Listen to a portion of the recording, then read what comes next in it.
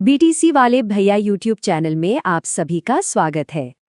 बिहार की राजनीति में एक ऐसा चेहरा है जो जितना पॉपुलर है उतना ही कह सकते हैं कंट्रोवर्शियल भी। कौन है वो?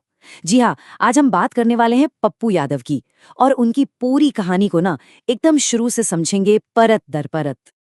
तो चलिए सबसे पहले ये जानते हैं कि आखिर ये पप्पू यादव है कौन, कहाँ से आते हैं, क्या है उनका बैकग्राउंड। एकदम बेसिक से शुरू करते हैं। तो देखिए, इनका पूरा नाम है राजेश रंजन, लेकिन पूरा देश इन्हें पप्पू यादव के नाम से जानता है। जन्म हुआ था 1967 में बिहार के गोपालगंज में।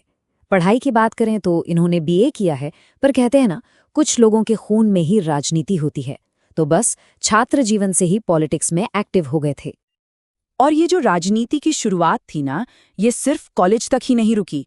अरे, इन्होंने तो बहुत ही तेजी से मेन स्ट्रीम पॉलिटिक्स में अपनी जगह बना ली, एक अलग ही पहचान बनाई। चलिए देखते हैं कि ये सफर कैसा रहा। अब जरा इस टाइमलाइन पर नजर डालिए। कमाल की बात है, 1990 में पहली बार एमएलए बने और उसके ठीक अगले साल 1991 में लोकसभा पहुंच गए सांसद बनकर। और फिर तो समझिए कि गाड़ी चल पड़ी। 96, 99, 2004 लगातार जीतते गए। मतलब इससे ये तो साफ पता चलता है कि शुरुआत से ही इनका पॉलिटिकल होल्ड कितना मजबूत था। तो अगर मोटा देखें तो इन्होंने 2 बड़े पद संभाले हैं, बिहार में विधायक का और मधेपुरा से कई बार लोकसभा सांसद का। ये इनकी पॉलिटिकल जर्नी के सबसे बड़े पड़ाव रहे हैं। अच्छा, एक नेता की पहचान उसकी पार्टी से भी होती है ना? तो चलिए अब ये देखते हैं कि पप्पू यादव का किन किन राजनीतिक दलों से नाता रहा है। तो देखिए, सफर शुरू हुआ जनता दल से, फिर ये आरजेडी का एक बहुत जरूरी हिस्सा बन गए। लेकिन कहानी में एक बड़ा ट्विस्ट तब आया जब इन्होंने अपनी खुद की पार्टी बना ली, जन अधिकार पार्टी। और हाल ही में 2024 में ये कांग्रेस वाले इंडिया गठबंधन के साथ भी जुड़ गए। अब आते हैं इस कहानी के सबसे दिलचस्प मोड़ पर। पप्पू यादव की जो इमेज है ना, वो बिल्कुल एक सिक्के के 2 पहलुओं जैसी है। एक तरफ लोग उन्हें मसीहा मानते हैं, तो दूसरी तरफ एक विवादित नेता। चलिए इस गुत्थी को जरा सुलझाने की कोशिश करते हैं। सीधा मामला है, जो लोग इन्हें सपोर्ट करते हैं उनकी नज़र में ये जनता के मसीहा हैं, गरीबों की आवाज़ हैं।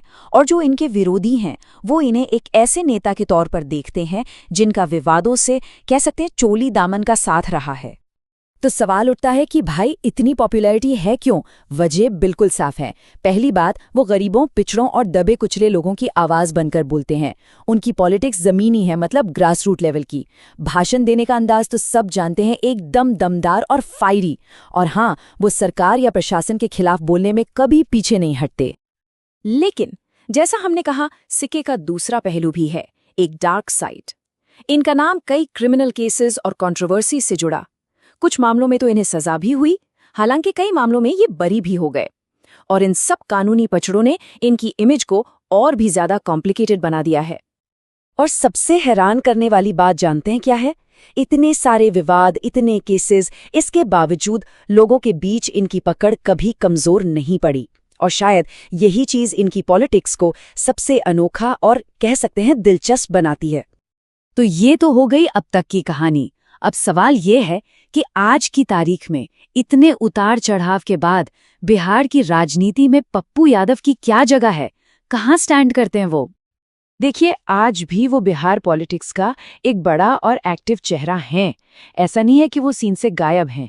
वो लगातार चुनाव लड़ते हैं, आंदोलनों का हिस्सा बनते हैं, और जब भी कोई सामाजिक मुद्दा उठता है तो वहाँ उनकी दमदार मौजूदगी जरूर दिखती है। तो आखिर में सवाल बस यही बचता है कि कंट्रोवर्सी और पॉपुलैरिटी के इस अजीब से कॉम्बिनेशन के बीच पप्पू यादव का पॉलिटिकल करियर आगे कौन सा मोड़ लेगा? इसका जवाब तो खैर आने वाला वक्त ही देगा। ऐसे ही और वीडियोस के लिए बीटीसी वाले भैया यूट्यूब चैनल को सब्सक्राइब जरूर करें। मिलते हैं अगले वीडियो में, तब तक के लिए टाटा बाय, नमस्कार।